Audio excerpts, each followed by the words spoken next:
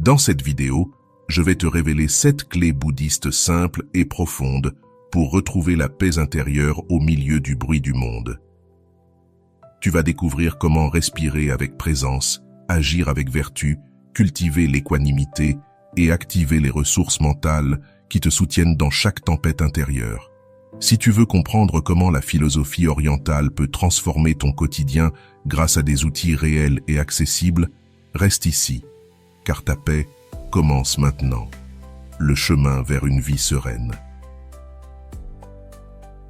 Nous cherchons tous la tranquillité dans notre vie, mais bien souvent, nous oublions que la sérénité ne vient pas de l'extérieur, elle se cultive à l'intérieur de nous. L'une des grandes leçons que nous enseigne le bouddhisme, c'est que la paix n'est pas un don du hasard, c'est une discipline de l'esprit. Ce n'est ni une règle rigide, ni une religion fermée, mais un chemin de vie, une carte intérieure pour rester calme, même lorsque le monde bouge trop vite. Observer, c'est penser. Tout commence par l'esprit. Notre mental est comme un fleuve, il coule sans cesse, mélangeant des pensées utiles à d'autres qui nous piègent dans la peur et l'inquiétude. Quand nous apprenons à observer nos pensées sans nous y attacher, nous cessons d'être emportés par le courant. Observer, ce n'est pas contrôler chaque idée, c'est simplement regarder passer les nuages sans se laisser prendre par la tempête. Le pouvoir des mots. Les mots que nous prononçons façonnent notre monde intérieur. Quand nous cédons à la critique, à la plainte ou à la dureté, nous nourrissons la tension. Mais quand nous choisissons des paroles empreintes de calme, de bienveillance et de vérité, nous fortifions la paix à l'intérieur de nous. Tu as sans doute déjà senti combien une voix douce et compréhensive peut apaiser un moment difficile. Ce n'est pas seulement la situation qui change, c'est la manière dont nous la vivons. Agir avec calme et cohérence. Nos actions influencent profondément notre paix intérieure. Quand nous agissons de façon impulsive, nous récoltons souvent des regrets. Mais lorsque nous choisissons d'agir depuis la cohérence et la conscience, chaque geste devient une fondation solide sur laquelle notre esprit peut se reposer. Il ne s'agit pas d'être parfait, il s'agit de faire des choix lucides, jour après jour, pour construire une vie paisible et alignée. Travailler, en accord avec ses valeurs.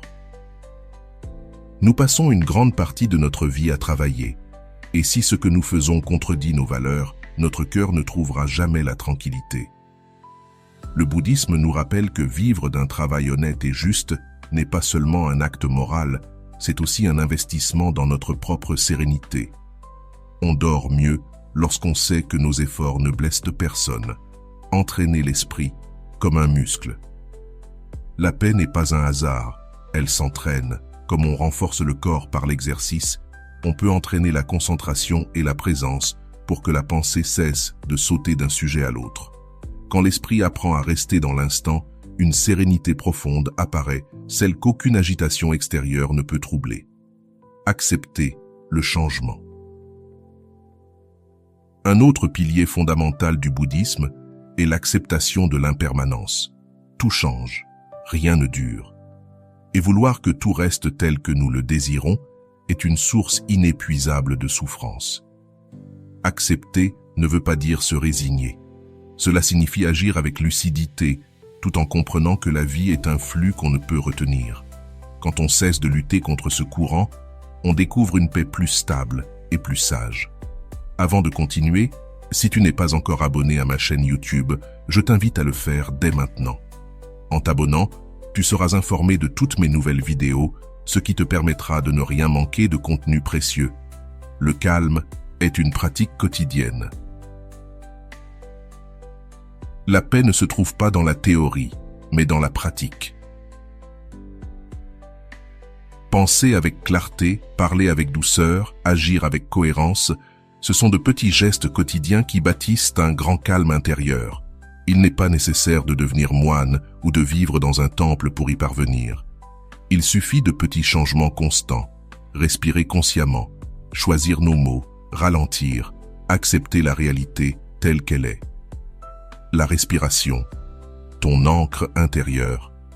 Il existe quelque chose de si simple et pourtant de si puissant, ta respiration. Peu importe où tu es, ou ce que tu vis, elle est toujours là. Souvent, nous respirons sans y prêter attention, mais c'est l'outil le plus accessible pour revenir au calme. Chaque inspiration consciente te ramène au présent. Chaque expiration t'invite à relâcher la tension. Quand tu respires en pleine conscience, tu poses à nouveau les pieds sur la terre après avoir flotté dans le tumulte. Ce n'est pas magique, mais c'est une porte vers la stabilité intérieure. Même au cœur d'une dispute, d'un stress ou d'une peur, tu peux choisir de respirer. Et à cet instant, tu passes de la réaction impulsive à la réponse consciente. C'est souvent dans cet espace, entre deux respirations, que naissent les meilleures décisions et les gestes les plus sages. Vivre en pleine conscience. L'une des causes principales du stress, c'est que notre esprit est rarement là où se trouve notre corps. Quand nous travaillons, nous pensons au repos. Quand nous nous reposons, nous pensons au lendemain. Ainsi, nous oublions de vivre le moment présent. La pleine conscience, c'est ramener la pensée là où se trouve la vie, ici et maintenant. C'est savourer le repas sans distraction, marcher en sentant chaque pas, respirer l'air sur son visage. Chaque instant vécu pleinement devient une prière silencieuse, un acte de paix intérieure. La sérénité ne dépend pas de ce qui se passe à l'extérieur, mais de ce que nous cultivons à l'intérieur. Chaque pensée claire, chaque mot doux, chaque respiration consciente t'éloigne du chaos et t'ancre dans ton propre centre. Et c'est là, dans ce centre immobile, que naît la vraie paix. En chaque geste, il existe un refuge de sérénité si nous apprenons à être pleinement présents. Le plus fascinant, c'est qu'en développant cette attention, nous comprenons mieux nos émotions. Bien souvent, nous nous laissons emporter par la colère, la tristesse ou l'anxiété, simplement parce que nous ne les voyons pas venir. Elles surgissent soudainement et prennent le contrôle. Mais si nous observons comment elles se manifestent dans le corps et dans l'esprit, nous pouvons les reconnaître avant qu'elles ne nous dominent. Par exemple, remarquez que les épaules se tendent, que la respiration s'accélère ou que les pensées deviennent plus rapides. En voyant ces signes, nous avons l'opportunité de nous arrêter et de choisir comment répondre. La pleine conscience transforme aussi notre manière de nous relier aux autres. Lorsque nous écoutons vraiment, sans interrompre, sans préparer notre réponse pendant que l'autre parle, la communication devient plus sincère et profonde. Nous avons tous senti la différence entre quelqu'un qui nous écoute par obligation et quelqu'un qui est véritablement présent. Cette présence n'apporte pas seulement de la paix, elle crée des relations plus saines et plus authentiques.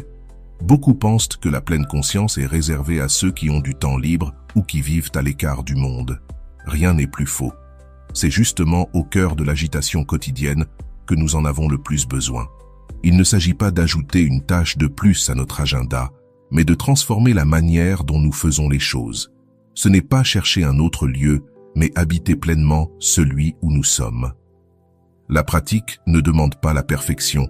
Certains jours, notre esprit sera dispersé, nos pensées sauteront d'un sujet à un autre. Ce n'est pas grave. Chaque fois que nous revenons au présent, même pour un instant, nous renforçons notre capacité à être ici et maintenant. Peu à peu, ces moments s'allongent. La paix s'infiltre dans davantage d'aspects de notre vie.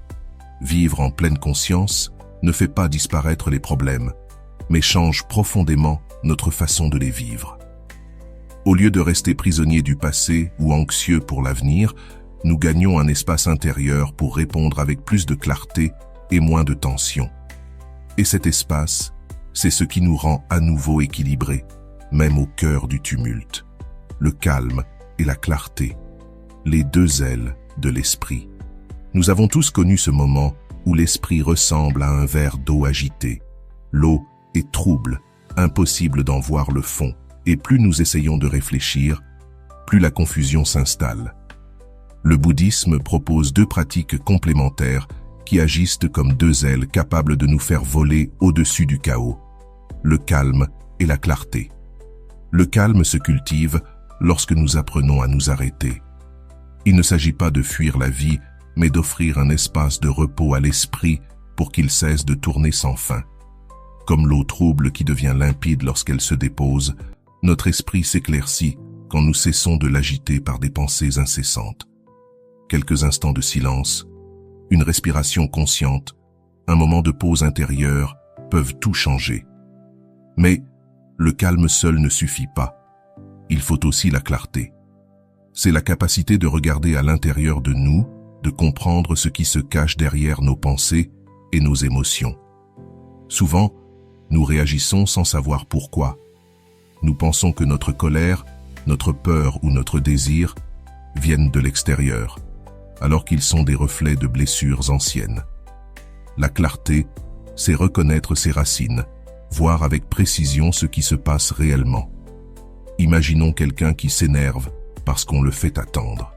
En apparence, la cause est latente, mais si l'on regarde de plus près, on découvre derrière cela de l'impatience, un besoin de contrôle, ou même une insécurité plus profonde. Sans clarté, nous réagissons de manière automatique. Avec la clarté, nous observons et choisissons une réponse plus consciente.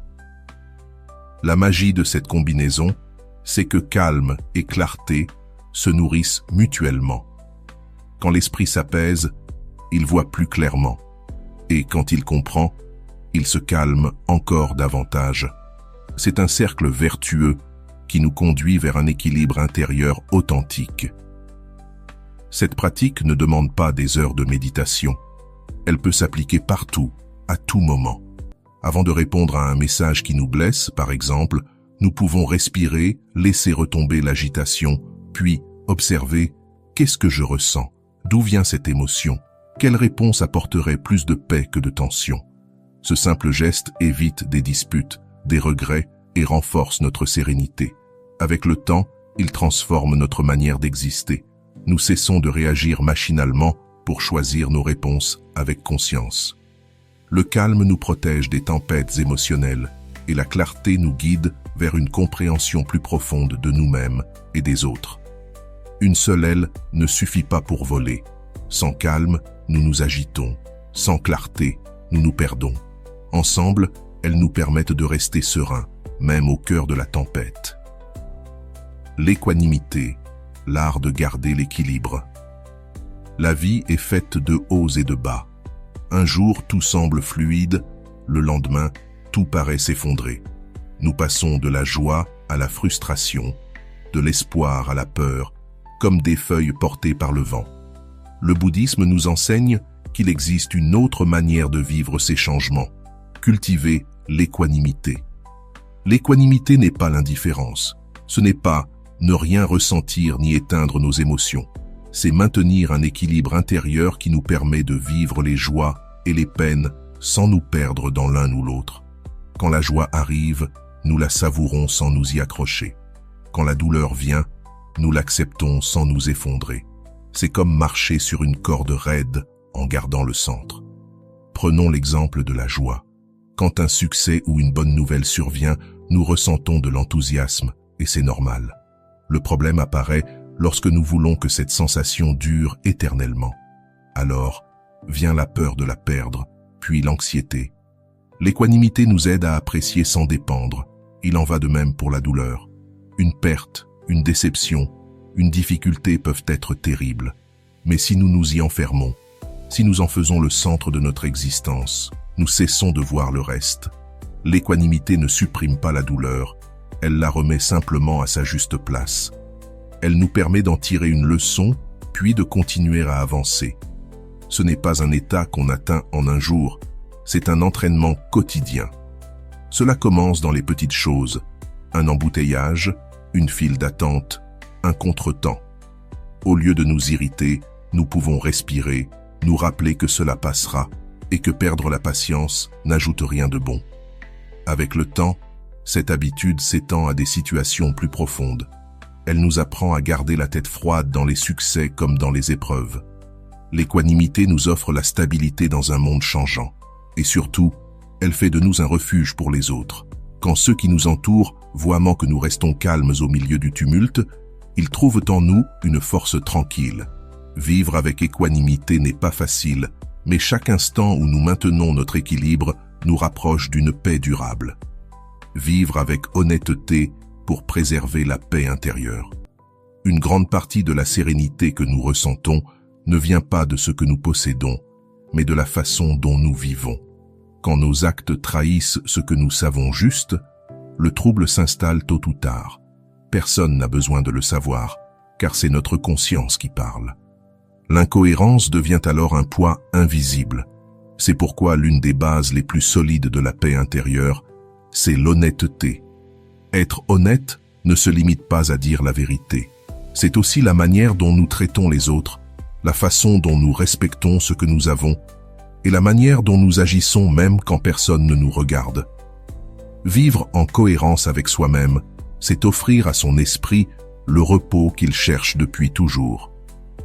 C'est comprendre que la vraie paix ne dépend pas du monde extérieur, mais de la vérité que nous incarnons chaque jour. Chaque action laisse une empreinte.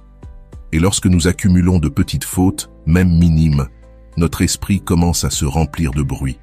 En revanche, lorsque nous agissons avec intégrité, le cœur se repose, car il sait qu'il n'a rien à cacher, ni rien dont se repentir.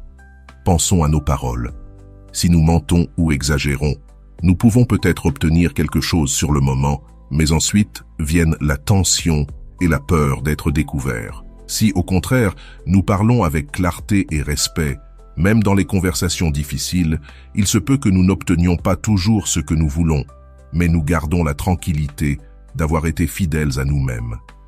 Cette paix n'a pas de prix. Il en va de même pour nos actions quotidiennes. Quand nous nous laissons guider par la précipitation ou l'égoïsme, nous finissons par blesser les autres, et en les blessant, nous nous blessons nous-mêmes. Cela peut sembler insignifiant, mais ces petites fissures finissent par éroder notre calme intérieur. En revanche, lorsque nous agissons avec cohérence, même les gestes les plus simples, aider quelqu'un, éviter un mot blessant, faire ce qui est juste, même si cela coûte, deviennent les fondations de la sérénité. Un autre aspect fondamental est notre manière de travailler. Nous passons tant d'heures de notre vie dans notre emploi ou nos projets personnels que si ce que nous faisons va à l'encontre de nos valeurs, notre esprit ne peut jamais se reposer complètement. Cela ne veut pas dire qu'il faille trouver le travail parfait, mais qu'il est essentiel de vivre d'une façon juste, sans nuire à autrui, et de pouvoir regarder la journée passée avec fierté. Lorsque nous sentons que nos efforts contribuent à quelque chose de positif, même de petit, notre calme se renforce. Vivre avec honnêteté, c'est aussi être sincère envers soi-même. Parfois, nous nous mentons en croyant que quelque chose nous fait du bien, alors qu'au fond, nous savons que ce n'est pas le cas. Nous fermons les yeux pour éviter de prendre des décisions difficiles, et cela crée une tension intérieure qui nous suit partout. Se regarder en face, accepter ses contradictions et avancer, même à petits pas, vers une vie plus cohérente est profondément libérateur. La paix intérieure n'est pas un cadeau qui apparaît de nulle part. Elle se construit à chaque choix du quotidien, et l'honnêteté en est le sol fertile. Lorsque nous vivons avec clarté, sans duplicité, l'esprit devient plus léger. Nous dormons mieux, nous respirons mieux, et surtout, nous pouvons nous regarder dans le miroir avec sérénité. Vivre avec honnêteté ne signifie pas être parfait, car tout le monde commet des erreurs. Ce qui importe, c'est la direction dans laquelle nous marchons. Chaque jour est une nouvelle occasion d'aligner ce que nous pensons, ce que nous disons et ce que nous faisons. Et chaque pas dans cette direction est un pas vers une paix que rien ni personne ne peut nous enlever. Les piliers qui soutiennent la paix intérieure. La paix ne naît pas d'un seul geste, mais d'un ensemble d'attitudes qui, peu à peu, deviennent une manière d'être au monde. Le bouddhisme parle de plusieurs piliers qui, lorsqu'ils sont cultivés ensemble, se renforcent mutuellement et nous aident à garder notre calme, même au cœur des tempêtes. Le premier pilier est l'attention. Sans elle, la vie nous échappe des mains, car nous vivons en pilote automatique. En prêtant attention à ce que nous ressentons, pensons et faisons, nous gagnons en clarté et cessons de réagir aveuglément. L'attention, c'est comme allumer une lumière dans une pièce sombre. Soudain, nous voyons ce qui nous faisait trébucher. Le deuxième pilier est l'énergie, non pas comprise comme un effort épuisant, mais comme un élan vital conscient. Il ne s'agit pas d'être hyperactif, mais de nourrir une disposition intérieure qui nous pousse à cultiver ce qui nourrit notre paix et à abandonner ce qui la vole. L'énergie est ce moteur intérieur qui nous rappelle chaque jour qu'il vaut la peine de revenir à l'essentiel. Le troisième pilier est la joie. Souvent, nous confondons la sérénité avec la froideur ou l'absence d'émotion. Pourtant, c'est tout le contraire. Cultiver la sérénité ouvre l'espace à une joie profonde, indépendante des réussites ou des circonstances extérieures. C'est la joie d'être en vie, de savourer les choses simples, de se connecter à ce que l'on a déjà, ici et maintenant. Le quatrième pilier est la tranquillité du corps et de l'esprit. Lorsque nous ralentissons, que nous relâchons les tensions physiques et mentales, un état de repos apparaît, soutenant la paix au quotidien. Ce n'est pas de la passivité, mais une façon de retrouver nos forces pour vivre avec équilibre et moins d'agitation. Le cinquième pilier est la concentration. Notre esprit se disperse dans 1000 directions, ce qui engendre fatigue et anxiété. En apprenant à nous concentrer sur une seule chose, la respiration, une tâche, une conversation, nous découvrons une forme de calme que nous ne connaissions pas. La concentration n'est pas une tension rigide, mais la capacité d'habiter pleinement ce que nous faisons. Le sixième pilier est la réflexion, cette capacité à observer en profondeur ce que nous vivons.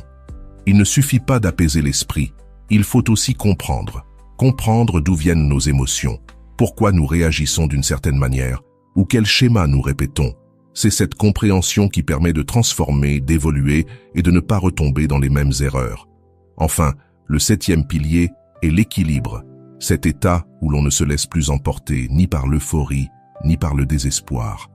C'est le fruit naturel de tous les autres piliers, l'attention, l'énergie, la joie, la tranquillité, la concentration et la réflexion. L'équilibre nous donne la force de rester serein, quoi qu'il arrive autour de nous. Ces piliers ne se bâtissent pas en une nuit. Ils s'entraînent dans les gestes du quotidien, dans nos paroles, notre souffle, notre travail et dans la façon dont nous faisons face aux moments difficiles. Chacun d'eux soutient notre paix intérieure et ensemble, ils révèlent que la sérénité n'est pas un idéal lointain réservé à quelques sages, mais une possibilité réelle, accessible à tous, pas à pas. Nous avons parcouru ensemble 7 principes qui montrent que la paix n'est pas un privilège, mais un chemin.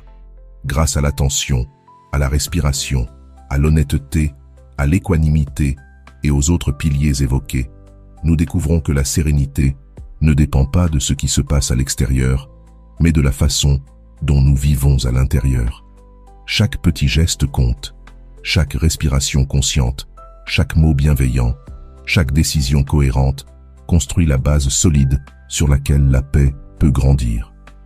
Et quand nous cultivons cette paix, nous ne transformons pas seulement notre vie, nous devenons aussi un refuge pour les autres, un phare de calme dans un monde qui va trop vite. Alors, c'est à ton tour. Commence par des pas simples.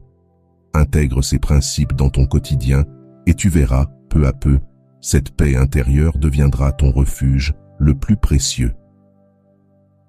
Merci d'avoir partagé ce voyage. On se retrouve dans la prochaine vidéo.